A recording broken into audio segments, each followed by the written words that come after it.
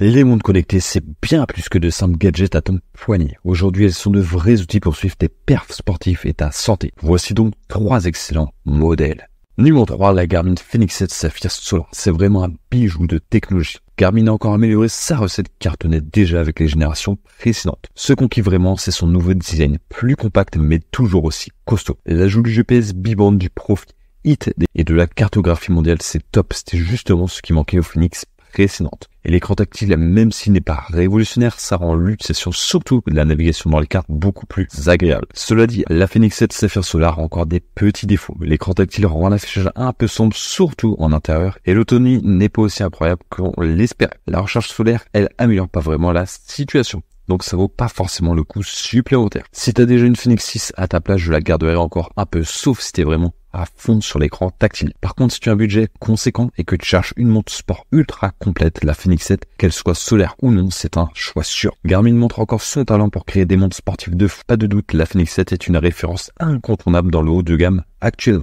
Le prix est en réduction de 33%, passant de 649 à seulement 436 €. Et si tu veux en savoir plus, rendez-vous dans le premier lien de la description.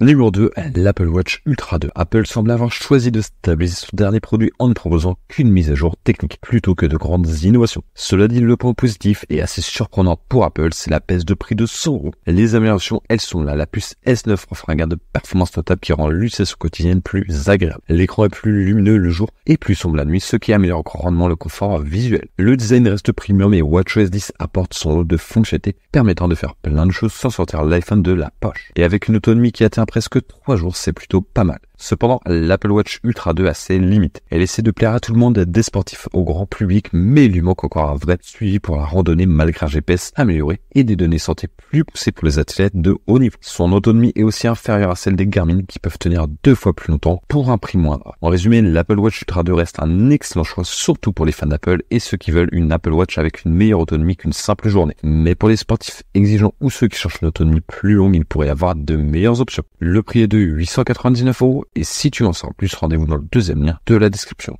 Numéro 1, Amazfit GTS 4 Mini. En réduisant la taille, les fonctionnalités et le prix de sa GTS 3, Amazfit fait un beau coup. La GTS 4 Mini peut clairement rivaliser avec n'importe quelle montre connectée sous les 100 €. En peaufinant ZepOS, plutôt que de balancer des grosses nouveautés, la marque chinoise joue bien le jeu. Même si le processeur n'est pas ultra puissant, l'utilisation du système au quotidien reste vraiment agréable. Le magasin d'applications progresse tranquillement mais sûrement. Au final, vu son prix, il n'y a pas grand chose à redire sur l'Amazfit GTS 4 Mini. Peut-être un bracelet un peu court, mais ça se change. Pas de navigation, c'est dommage, mais pour moins de 100 €, on va pas trop en demander. La couronne rotative des modèles 2021 nous manque un peu, ça c'était vraiment pratique. Et un peu d'effort sur les traductions serait cool. Bref, on a là une montre super sympa avec un rapport qualité-prix difficile à battre, même si elle a quelques petits défauts. Le prix est de 92 € et si tu veux en savoir plus, rendez-vous dans le troisième lien de la description.